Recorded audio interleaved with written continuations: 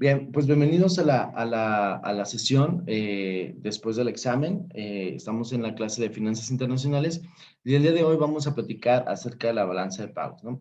Y nuestro objetivo del día de hoy es conocer cuáles son las cuentas que conforman la balanza de pago, qué es la balanza de pagos, para qué nos sirve, de qué va el tema, ¿no? Y antes de comenzar, me gustaría preguntarles, lanzar la pregunta a cualquiera de ustedes o a todos en general. ¿Qué entendemos por balanza de pagos? Si sabemos algo sobre la balanza de pagos, ¿qué hay en la balanza de pagos? ¿Qué mide la balanza de pagos? Etcétera. A ver, alguien que nos ayude. Entendemos por balanza de pagos.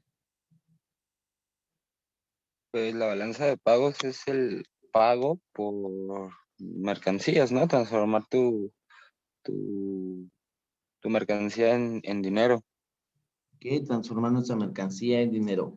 También mencionaste algo sobre, es, pues tal cual los pagos, ¿no? Que se hacen. Más o menos sí, o sea, vaya, entra dentro de la balanza de pagos, ¿sí? ¿Qué más es la balanza de pagos? ¿Quién maneja la balanza de pagos? ¿Dónde encontramos la balanza de pagos? ¿Qué más sabemos sobre la balanza de pagos? ¿Qué nos imaginamos?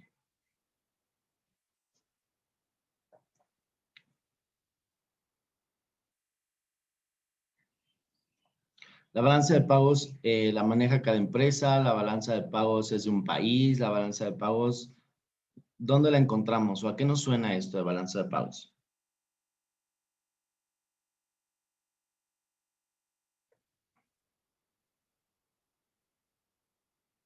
¿No? ¿No tenemos idea de qué es la balanza de pagos?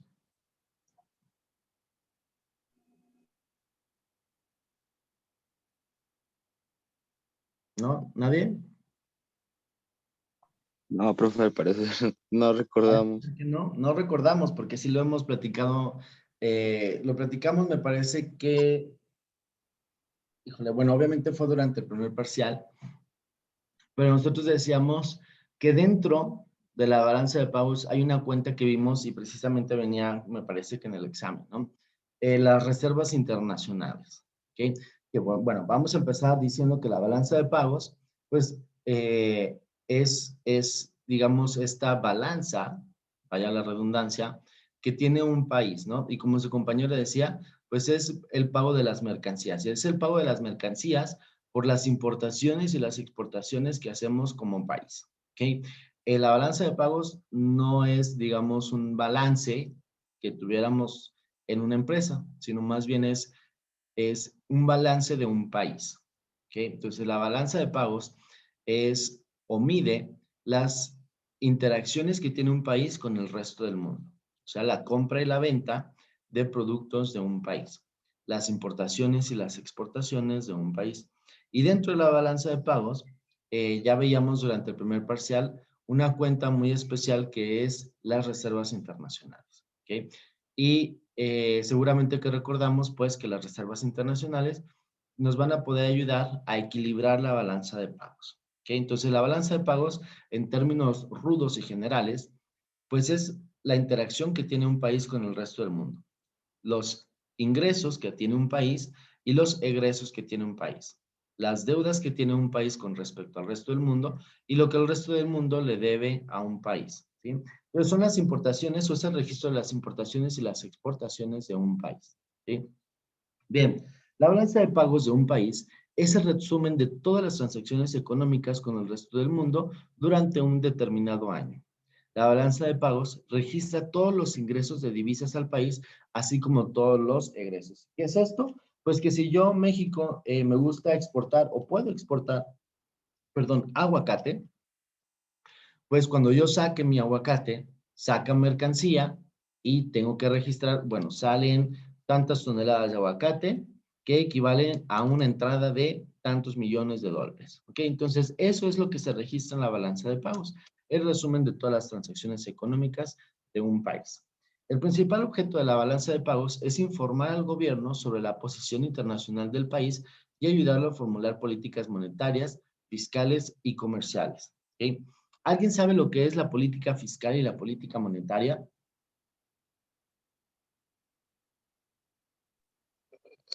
No, profe. como conocimiento general. No recuerdo si lo vamos a ver más tarde en el curso, pero bueno, vamos a ponerle practicidad a esto. Entonces, el principal objetivo de la balanza de pagos es informar pues al gobierno lo que está sucediendo con las transacciones económicas. ¿Y qué va a hacer el gobierno con esa información? Va a formular políticas monetarias y políticas fiscales. La política fiscal, ¿a qué nos suena? A ver, ya con el puro nombre de fiscal, ¿a qué nos suena?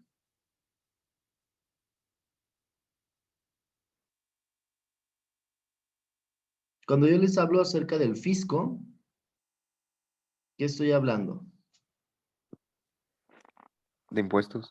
Impuestos, ¿no? Exactamente.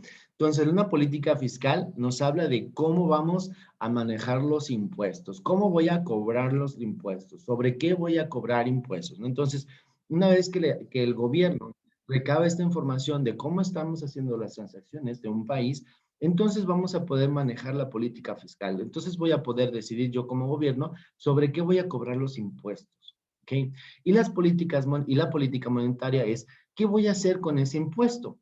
La política monetaria a lo mejor no me dice nada, ¿no? A lo mejor el puro nombre, si yo te digo qué es política monetaria, no te va a decir nada en lo absoluto. Por eso me gusta empezar con la política fiscal.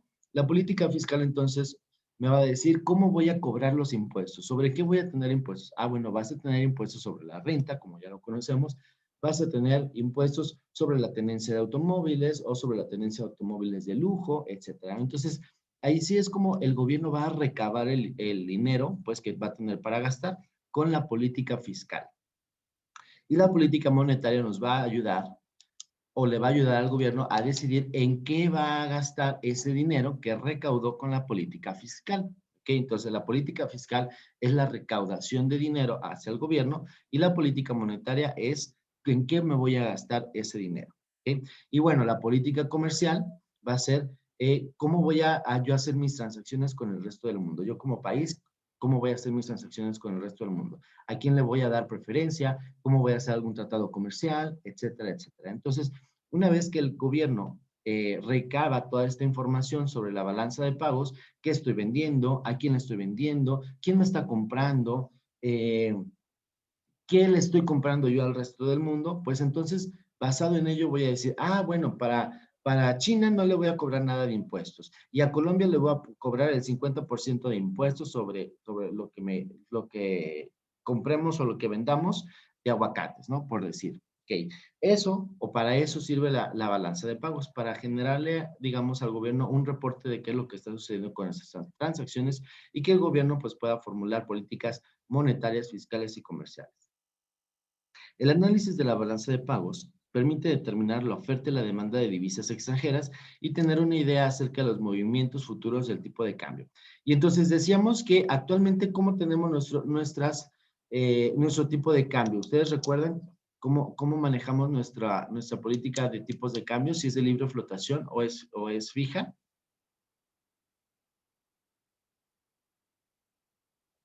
¿Cómo lo tenemos?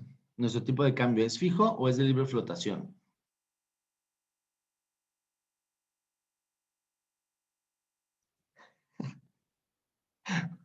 ¿Es libre, no, profe?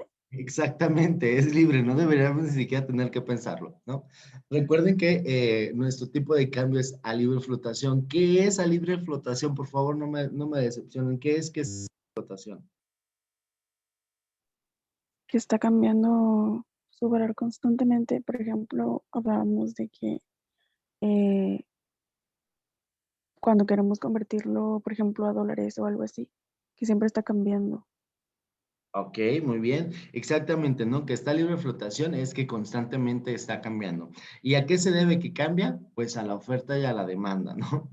Decíamos durante el primer parcial que pues que el tipo de cambio iba a estar dependiendo, pues, si la gente queremos comprar muchos dólares, pues obviamente el tipo de cambio va a subir como cualquier bien, ¿no? Si yo estoy, queriendo o me muero por tener unas pelotas de color rojo, pues seguramente que las pelotas de color rojo van a aumentar su precio, ¿no? E igual, a libre flotación, pues es que está a oferta y a demanda. Entonces, La balanza de pagos nos va a ayudar a ver cuántas divisas o qué tipo de divisas es el que estamos necesitando más y de ello pues va a determinar también el precio de mi divisa, ¿no? Si mi divisa está muy cotizada, si todo el mundo quiere mi divisa, pues seguramente que el tipo de cambio pues va a subir. Entonces también para eso nos ayuda la balanza de pagos, para saber o más o menos predecir el tipo de cambio al que va a estar en un futuro mi divisa o la divisa extranjera, ¿ok? Dependiendo si yo necesito o si yo rechazo la divisa. Dice acá, siento que por algo está en negritas, ¿eh? Así es que ojo. Si de la balanza de pago se desprende que la demanda de divisas extranjeras rebasa a la oferta, podemos esperar una depreciación de la moneda nacional. Caso contrario, se esperaría una apreciación. ¿Okay? Si de la balanza de pagos, entonces, si del análisis que yo estoy haciendo de cuánto compro y cuánto vendo en el país, se desprende que la demanda de divisas extranjeras rebasa la oferta, o sea que yo quiero más divisas extranjeras de lo que hay actualmente circulando, entonces mi moneda, el peso mexicano, podemos esperar que venga una depreciación, o sea que pierda su valor. ¿Okay? Si por el contrario se desprende que la demanda de divisas no rebasa a la oferta, o sea que la oferta es mayor, que hay más dólares circulando de los que yo realmente quiero, no me importa tener dólares, la neta es que no los necesito, entonces vamos a tener una apreciación de la moneda. ¿Okay? Ojo con este enunciado o con esta frase, ¿no? Si de la balanza de pagos se desprende que la demanda de divisas rebasa la oferta, o sea que la gente quiere más divisas extranjeras de las que están circulando, entonces mi moneda nacional va a perder valor. En cambio, si la divisa extranjera nadie la quiere, ¿sí? O sea, no hay demanda de divisa extranjera, entonces mi moneda nacional pues se va a apreciar. ¿Okay? La balanza de pagos permite detectar los desequilibrios externos y sus causas.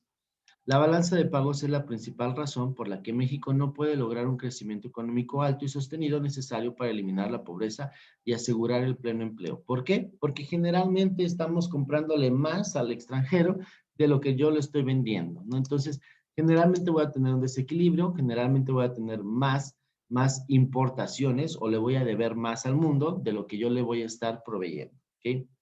Cada vez que la economía mexicana empieza a crecer vigorosamente, las importaciones, o sea, lo que yo quiero comprarle al resto del mundo, tienden a crecer más rápido que las exportaciones. Y la consecuencia, pues va a ser una crisis de la balanza de pagos que va a conducir a las políticas de ajuste que provocan una recesión. ¿Okay? El hecho de que el crecimiento de la economía mexicana se vea limitado por los problemas en la balanza de pagos se llama estrangulamiento externo. ¿Qué es esto? A lo mejor ya nos estamos perdiendo en tantas palabras, pero un estrangulamiento externo es que yo le deba más al resto del mundo de lo que el resto del mundo me debe a mí. Que yo, México, esté comprando más cosas extranjeras de lo que yo le estoy vendiendo al resto del mundo. ¿Ok?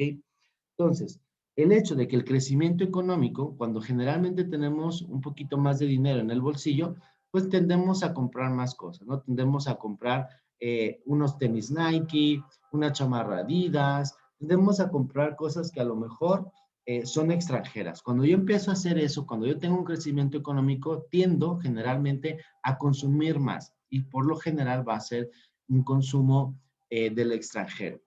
¿Qué pasa con ello? A la hora de que yo consumo del extranjero, voy a tener más deudas con el extranjero y entonces voy a tener un estrangulamiento externo. ¿Okay? Vamos a hacer una pequeña pausa porque, como les comento, bien, como les comentaba, un estrangulamiento externo entonces es cuando yo tengo más importaciones que exportaciones, ¿no? Cuando yo tengo, cuando la economía va bien, entonces empiezo a consumir producto extranjero, eso le vamos a llamar un estrangulamiento externo, ¿ok? Bien, si se esperan resultados positivos en las transacciones del país con el resto del mundo, o sea, que yo le venda más al resto del mundo que lo que yo compro, la moneda se va a fortalecer, las tasas de interés van a bajar y los precios de las acciones van a subir. Lo contrario va a suceder si el saldo de las transacciones con el extranjero es percibido como negativo por los mercados financieros. ¿Okay? Va a ser todo lo contrario. El precio de mi moneda va a bajar, las tasas de interés van a subir y los precios de las acciones van a bajar. con eso, ¿no? Días antes de la publicación de los datos, días antes de que se conozcan los datos sobre la balanza de pagos o el resultado de la balanza de pagos, podemos observar que en los mercados financieros va a haber un ajuste en las principales variables de tasas de interés, tipo de cambio e índices bursátiles, ¿no? Entonces, poquito antes de que se vaya a publicar el resultado de la balanza de pagos, como que todos están especulando y todos van a decir, es posible que este trimestre la balanza de pagos salga negativa. Pues seguramente que el tipo de cambio se va a bajar, la moneda extranjera va a subir de precio, las tasas de interés van a subir y entonces los inversionistas empiezan a tomar acciones, ¿no? Después, ya que se publican los resultados, esta tensión pues va a bajar y todo puede volver a estabilizarse, ¿ok? La balanza de pagos, obviamente como es una balanza, va a contar con 3 cuentas, ¿ok? Que son 3 cuentas, digamos, madre, y de ellas vamos a tener varias subcuentas. Vamos a tener la cuenta corriente, la cuenta de capital y la cuenta de reservas oficiales. Esas son las 3 principales cuentas que vamos a tener, ¿ok? Y ahorita las vamos a ver qué significa cada uno. Las transacciones, vamos a brincar esa parte. El resultado de las transacciones de crédito es que las divisas extranjeras entran al país, ¿ok? Esas transacciones aumentan la oferta de divisas en el mercado cambiario. Podemos decir que las transacciones crédito aumentan la demanda de la moneda nacional, por lo que contribuye a su fortalecimiento, ¿ok? Entonces, las transacciones de venta, ¿sí? Las transacciones de venta hacia el extranjero, que son las de crédito, van a aumentar la demanda de moneda nacional, por lo que van a contribuir a nuestro fortalecimiento. Si yo vendo más, voy a fortalecer mi economía, ¿ok? O mi moneda. Entonces, las transacciones de crédito aumentan la demanda de la moneda nacional y van a contribuir a nuestro crecimiento económico. Por el contrario, las transacciones de débito se registran en la balanza de pagos como egresos. O sea, todo lo que yo le debo al mundo, ¿sí? Todo lo que yo compro van a ser mis débitos y los vamos a registrar como egresos. ¿Por qué? Porque va a salir moneda, va a salir dinero, ¿sí? Estas transacciones aumentan las divisas en el mercado cambiario, aumenta la oferta de la moneda nacional, por lo que contribuye a su debilitamiento. Entre más transacciones de débito yo tenga, entre más deudas yo tenga con el resto del mundo, pues eso va a debilitar mi moneda, ¿ok? Esas dos, por lo menos, tenemos que tener bien claras. Las de crédito, ¿sí? Es igual a fortalecimiento de la moneda y las de débito, las deudas, debilitamiento de mi moneda. La cuenta corriente va a incluir el comercio de bienes, de servicios y las transferencias unilaterales, que esas son 3 subcuentas, ¿sí? De la cuenta corriente. Desde ese tiempo, la cuenta corriente de México es deficitaria debido a la deuda extranjera. No sé si ustedes se acuerdan como de ese tema de la deuda extranjera. Bueno, pues aquí es como se registra, ¿okay? Los intereses que se deben pagar entran del lado de los egresos de la cuenta corriente, ¿sí? Vamos a suponer que yo le compro muchísima mercancía a China y me atraso con el pago, pues obviamente China me va a cobrar cierto interés, ¿no?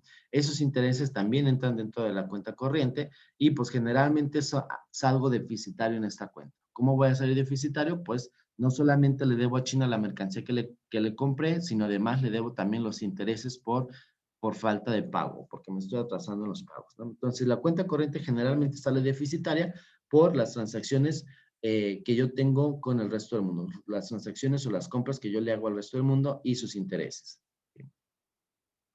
En un escenario ideal, si lográsemos producir más insumos dentro del país, o sea, si no tuviéramos que consumir de extranjeros, tendríamos más divisas para comprar bienes de capital que aumentan la competitividad internacional de nuestra industria y los bienes de consumo que mejorarían el nivel de vida. El déficit en la balanza de pagos de servicios se debe sobre todo al déficit en la subcuenta de servicios factoriales. Los servicios factoriales son los pagos por concepto de producción. De los 3 factores de producción, tierra, trabajo y capital, solo el capital es el objeto de transacciones a través de las fronteras. ¿Por qué creen que es el único que puede, o por qué solamente el capital es objeto de transacciones a través de las fronteras? Me parece que ya lo hemos visto esto, ¿eh?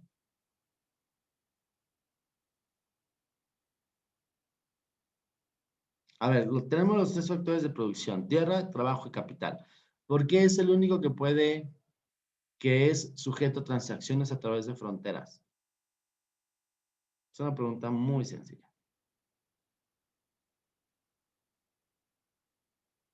¿Ah? Ok.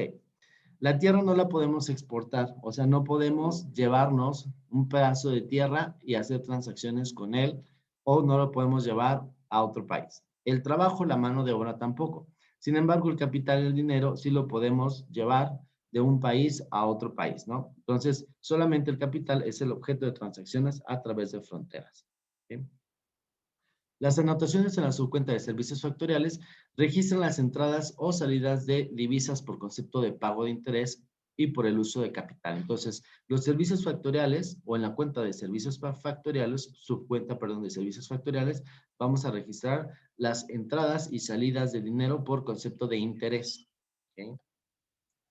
Los servicios no factoriales se refieren principalmente al turismo internacional, a los servicios relacionados con el comercio internacional de mercancías, fletes, seguros, gastos portuarios, además de los servicios no factoriales incluyen el correo, mensajería, teléfonos, regalías por patentes, películas, música, etc. Entonces vamos a tener dos subcuentas. La de servicios factoriales, que es meramente las entradas y salidas de dinero por concepto de pago de intereses, y los servicios no factoriales, que es prácticamente el resto. ¿Okay? Bien. La tercera subcuenta de la cuenta corriente es de las transferencias unilaterales. ¿Qué es esto? Pues que solamente hay transferencias de aquí para allá, ¿sí? O sea, de aquí para allá o de allá para acá, pero no hay una entrega de mercancía, ¿no? Una transferencia es un pago que no tiene contraparte de entrega de bien o servicio. Es decir, yo te mando dinero, pero yo no recibo nada a cambio, ¿no? Un ejemplo pueden ser las donaciones a organizaciones de caridad como es el Teletón, ¿no? Por ejemplo, cuando tú donas a Teletón, pues tú donas tal cual, o sea, tú entregas el dinero y no recibes mercancía, ¿ok? Entonces, esa es una de de las subcuentas o la tercera subcuenta de la cuenta corriente, las transferencias unilaterales. Digamos, todas las donaciones que tú haces o que los extranjeros nos hacen aquí al país, a Teletón, y a otras organizaciones, ¿no? Que no tenemos que entregar mercancía. En el caso en el caso de México, esta cuenta tiene un superávit, o sea, está súper choncha esta cuenta, ¿no? ¿Por qué creen que esta cuenta está muy fuerte? Antes de que lo lean.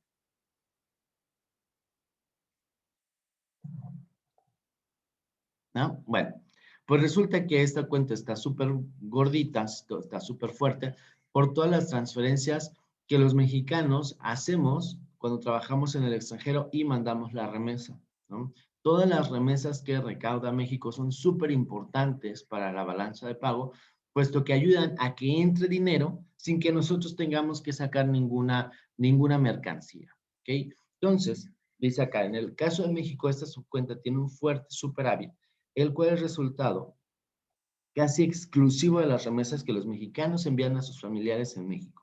¿Okay? No, no es porque el mundo entero nos done a Teletón o nos done a alguna fundación. No, el caso es que esta cuenta está gordita porque los mexicanos que trabajan en otras partes del mundo mandan remesas, ¿no? Y entonces esta cuenta nos va a ayudar, o esta subcuenta nos va a ayudar a que la cuenta corriente quede más o menos nivelada. ¿Okay? Bueno, me voy a brincar esto. Por otro lado, tenemos también la cuenta de capital. Las cuentas que acabamos de ver, que son las tres subcuentas que acabamos de ver, forman parte de la cuenta corriente. La otra cuenta es la cuenta de capital. Y la cuenta de capital muestra el cambio de los activos del país en el exterior y de los activos extranjeros en el país, diferentes de los activos de la reserva oficial. ¿Sí? Recuerdan que la reserva oficial pues es como todo el dinero que tiene el Banco de México en la bodega, ¿no? Entonces la cuenta de capital dice que muestra el cambio de los activos del país en el exterior y de los activos extranjeros en el país diferentes a los activos de la reserva oficial. O sea, la cuenta de capital es todo lo que yo tengo invertido, yo México, o tú, o cualquier persona mexicana que tiene invertida en una cuenta en el extranjero. ¿Ok? México dice, ay, ¿tú cuánto tienes en el extranjero? Ah, bueno, $1 millón y lo anota. Oye, ¿y tú, Alondra? No, pues Alondra tiene 10 millones invertidos en Suiza y lo anota, ¿no? Entonces, todas estas cuentas de capital que todos los mexicanos tenemos fuera de México, las ponen, ¿no? Pero también anota todas las cuentas que los extranjeros, que el gringo de enfrente tiene invertido aquí en Banco Azteca, ¿no? Y que el suizo tiene invertido aquí en Banco Electra o lo que sea, ¿no? Entonces, todas esas cuentas también las anota. Ella dice, ah, fíjate, la cuenta de capital resulta que tenemos más inversión o más extranjeros que están metiendo su dinero en México que los mexicanos o contra los mexicanos que tienen su dinero invertido fuera del país, ¿no? Entonces, la cuenta de capital o en la cuenta de capital se registran todas estas inversiones.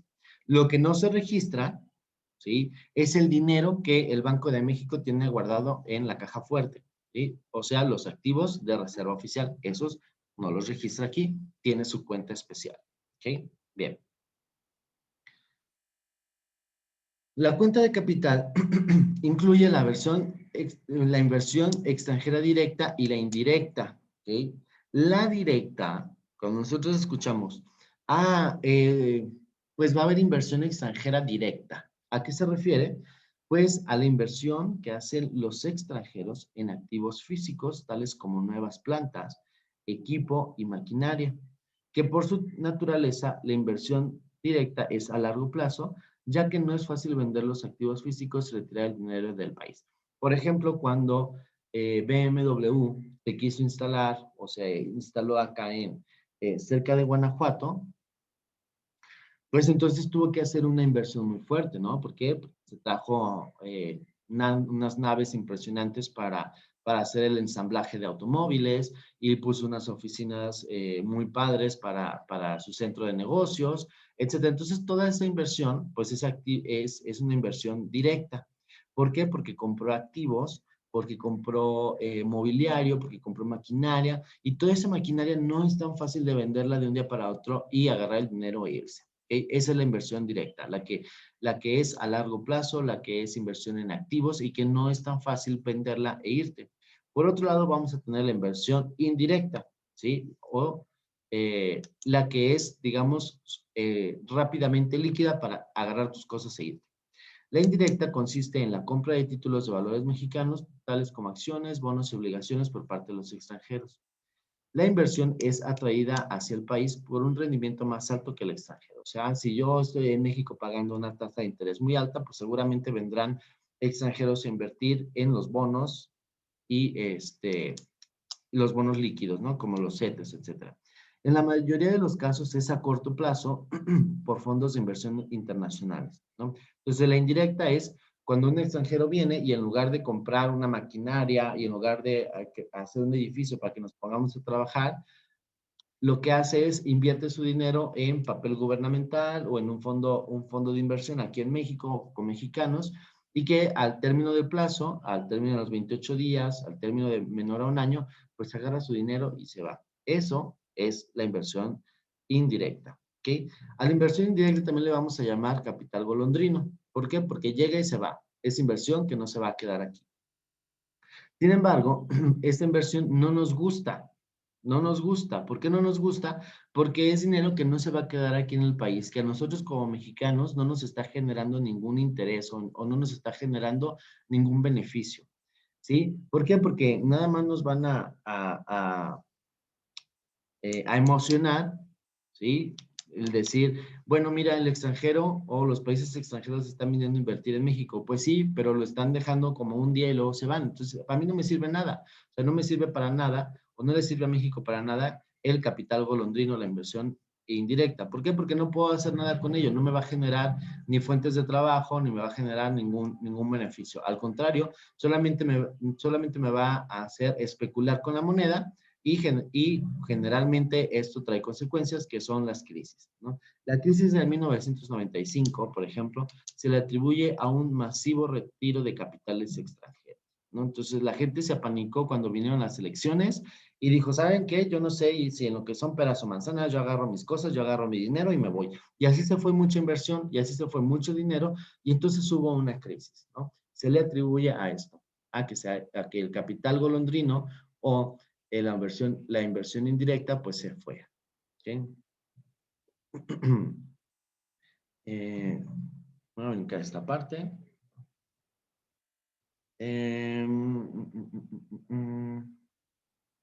Okay. La cuenta de capital solo incluye los flujos de capital a través de las fronteras. ¿Okay? La cuenta de capital, recuerdan que dijimos, son todas esas transacciones o todas esas inversiones que tú mexicano tienes fuera de México. ¿Okay? Y que el resto del país o extranjeros tienen aquí dentro de México, ¿no? Entonces, la cuenta de capital solo incluye los flujos de capital o las entradas y salidas del dinero, ¿okay? A través de las fronteras, ¿sí? Que si tú abriste ya una cuenta en Estados Unidos o en Suiza, etcétera, solamente en la cuenta de capital van registrados. Estos flujos modifican la cantidad de los activos financieros mexicanos en manos de los extranjeros y los activos extranjeros en manos de los residentes. ¿Sí? Las anotaciones positivas en los pasivos de la cuenta de capital representan entradas de capital a México. O sea, es como el banco. Recuerdan que platicábamos sobre un balance del banco, ¿no? Cuando entra dinero a México, yo lo tengo que registrar como un pasivo. ¿Por qué? Porque eventualmente ese dinero lo tengo que pagar o se va a ir.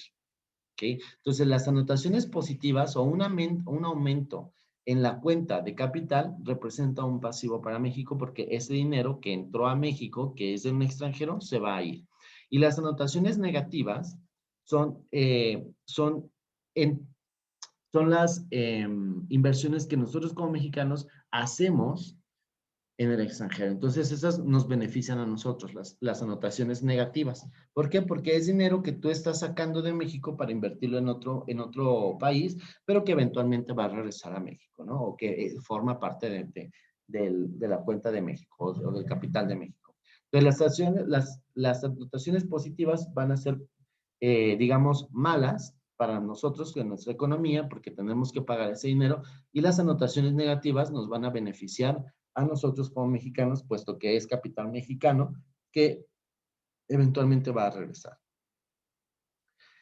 El saldo positivo de la cuenta de capital significa que entraron al país más divisas extranjeras de las que salieron, ¿sí? O sea, no nos beneficia a nosotros. Un saldo positivo en la cuenta de capital significa que eventualmente tendremos que pagar ese dinero. Entonces, eso no nos beneficia, ¿eh? Un saldo positivo en la cuenta de capital nos perjudica para nuestra economía porque es dinero que está entrando que eventualmente tenemos que pagar, ¿ok? Este dinero lo debemos a los extranjeros, ¿ok? Muy bien. La cuenta de reservas oficiales. A ver, alguien que nos explique la cuenta de reservas oficiales. Ya lo hemos platicado en repetidas ocasiones. Para que despertemos un poquito.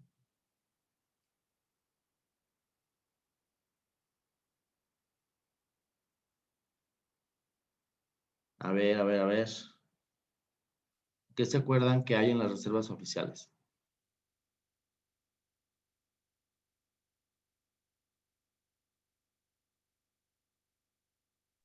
Pues es el dinero que se tiene como de respaldo, ¿no? ¿Cómo? Perdóname otra vez. Es el dinero que se tiene de respaldo. Ajá. Perfecto, ese dinero que tenemos de respaldo. ¿Qué más?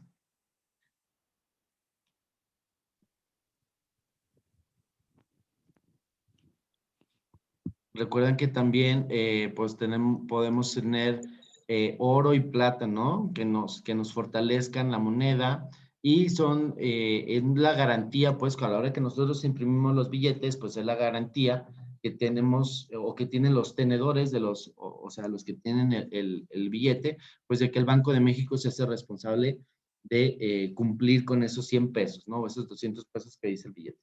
Entonces, la cuenta de reservas oficiales mide el cambio en los activos oficiales de un país y de los activos oficiales extranjeros en el país. ¿Sí? Los activos incluyen monedas extranjeras convertibles, sobre todo el dólar. O sea, es todo lo que tenemos ahí en la caja fuerte, que pueden ser cerros de dólares, cerros de euros, cerros de oro y cerros de plata, ¿no? La forma preferida de mantener las reservas es tener depósitos en los bancos centrales extranjeros. ¿Sí? ¿Qué es esto? Pues que realmente no hay una caja fuerte enorme con cerros y cerros. Más bien lo que tiene México son cuentas en el extranjero que son de reservas oficiales. Entonces México va a Estados Unidos o con el Banco Central de Estados Unidos y dice, oye, ¿sabes qué? Quiero meter mi dinero aquí, ¿no? ¿Para qué? Pues para no tenerlo ahí en una bodega, ¿no? Y entonces eso forma parte, pues, como lo está haciendo el Banco de México y es parte del Banco de México, pues es reserva oficial, no es parte de la cuenta de capital, ¿ok? Según la definición del Banco de México, hay dos definiciones de reservas internacionales, ojo con esto, ¿eh? Según la definición del Banco de México, las reservas internacionales son la tenencia de oro, o sea, todos los cerros de oro, los cerros de moneda extranjero, o sea, de divisas, menos los pasivos a favor de entidades distintas al Fondo Monetario Internacional. ¿Ok? Entonces, ¿son los cerros de dinero o es el dinero que yo tengo como Banco de México menos las entidades a las que yo les debo, excepto al Fondo Monetario Internacional? O sea, el Fondo Monetario Internacional, si yo le debo algo al Fondo Monetario Internacional, no me lo voy a descontar. ¿Ok? Ese es punto y aparte. Esa es la definición del Banco de México de las reservas internacionales. Sin embargo, el Fondo Monetario Internacional dice, oye, espérame, no, a mí también me tienes que pagar. Entonces, según el criterio del Fondo Monetario Internacional, dice, las reservas del Banco de México están formadas por tus cerros de oro, por tus cerros de plata, por tus cerros de divisa, menos los pasivos, menos lo que me debes a mí como Fondo Monetario Internacional. Y eso entonces ya lo que te dé, la resta que te dé, eso ya lo puedes considerar como tus reservas internacionales. ¿Okay? Entonces vamos a tener dos definiciones de reservas internacionales. Uno va a ser los cerros de oro, los cerros de dinero que tiene el Banco de México, menos lo que le debe a cualquier entidad que no sea el Fondo Monetario Internacional. Y la definición de reservas internacionales, según el Fondo Monetario Internacional, es tus cerros de dinero menos lo que me debes. ¿Okay? ¿Alguien recuerda para qué nos sirve el Fondo Monetario Internacional? ¿Quién es el Fondo Monetario Internacional?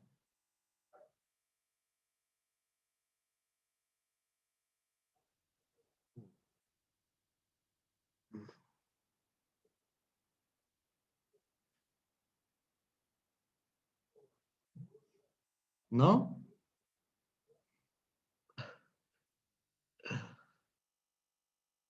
¿Qué caray? A ver, ¿alguna idea sobre el Fondo Monetario Internacional?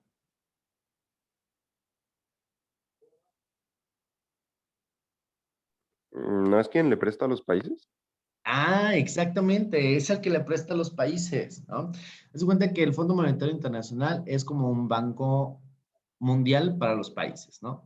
Entonces, si algún país está teniendo ahí algún problema de crédito, pues el Fondo Monetario Internacional dice, ok, para que no te vayas a la quiebra y no jodas la economía mundial, pues te va a prestar una lana, pero obviamente me la tienes que pagar, ¿no? Y acuérdense que el Fondo Monetario Internacional dice, ok, te la presto a condición de que, uno, resuelvas tus deudas, dos, te pongas al tiro, tres, no lo vuelvas a cometer, ¿ok? Entonces, eso es el Fondo Monetario Internacional. Es como el banco que les ayuda a solventar a los países en caso de quiebra o en caso de alguna recesión económica muy fuerte. ¿Ok? Muy bien. Regresando al tema. Los activos netos de la Reserva Internacional consisten en la reserva bruta más los créditos de bancos internacionales con vencimiento mayor a 6 meses, menos los pasivos con el Fondo Monetario Internacional, menos los créditos de los bancos centrales menores a 6 meses. Y otra vez regresamos a los tipos de cambio. El tipo de cambio fijo. En un tipo de cambio fijo, perdón, el monto de las reservas oficiales o de las reservas, perdón, internacionales deberían ser suficiente para pagar 6 meses de importaciones. ¿Ok? Si yo tuviera mi tipo de cambio fijo, las reservas internacionales deberían ser suficientes para pagar 6 meses de importaciones. O sea, Si yo tengo mi tipo de cambio fijo, yo obviamente ya sé cuánto estoy comprando al extranjero, y entonces digamos que lo saludable sería tener ahí en la caja fuerte del Banco Central lo suficiente para pagar 6 meses de importaciones, ¿ok? Si yo tuviera mi tipo de cambio fijo. Pero como en realidad México tiene un tipo de cambio de libre flotación, teóricamente el Banco Central no necesitaría reservas de divisas. ¿Por qué?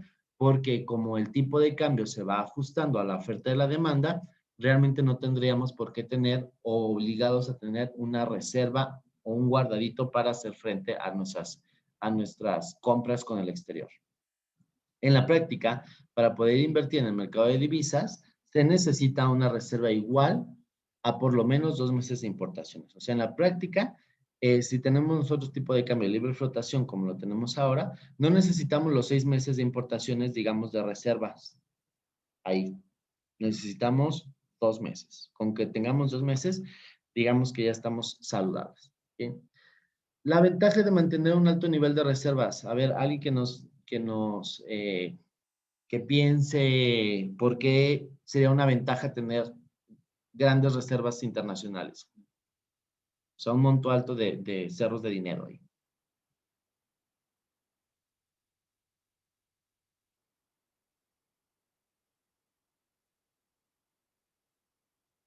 ¿No? La ventaja de tener cerros de dinero guardado, como Banco de México, es que las especulaciones no nos van a pegar o nuestra economía se va a ver mucho más fortalecida. Entre más dinero yo tenga ahí guardado, mi moneda se va a fortalecer mucho más. ¿Ok? No vamos a tener tantos ataques de devaluación, ¿sí? Del dinero o depreciación, perdón, de nuestra moneda. ¿Ok? Esa es la ventaja. La desventaja es que como lo tenemos el dinero ahí nada más parado sin hacer nada, pues estamos perdiendo, digamos, la capacidad de generar intereses con ese mismo dinero. ¿Okay? Podríamos estar financiando algún negocio que nos deje más rendimiento que solamente tener el dinero ahí parado debajo del colchón, ¿no? Entonces, la ventaja es que nos va a generar mucha más estabilidad económica y la desventaja es que ese dinero lo podríamos estar utilizando para financiar el desarrollo del país. Es importante, también es como pregunta de examen. La posibilidad de mantener reservas en un nivel más bajo es una de las importantes ventajas del régimen de libre flotación. Si nosotros tenemos un régimen de libre flotación, nuestras reservas internacionales pues pueden ser más bajas. Si lo tenemos fijo, nuestras reservas internacionales tienen que ser pues altas porque tenemos que atacar cualquier especulación, ¿no? Bien. El costo de mantener las reservas internacionales para un país deudor se mide por la diferencia entre la tasa. Bueno, no, esta parte realmente no. Ok. Está muy complicado. Ok, bien. A ver, alguien que nos ayude a hacer un pequeño resumen de lo que fue la balanza de pagos. ¿Qué entendimos de esta sesión? Rápidamente, en 2 minutos.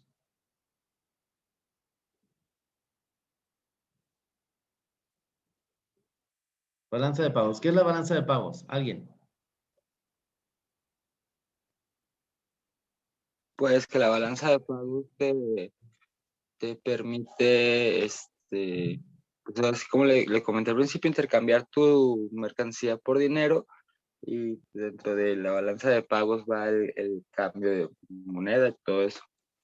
Ok, muy bien. Entonces, resumen, la balanza de pagos son todas las transacciones que hace un país con el resto del mundo. Todas las transacciones económicas, la compra y la venta de activos entre países, ¿no? Prácticamente es eso como resumen. ¿Okay? Tarea para la próxima sesión.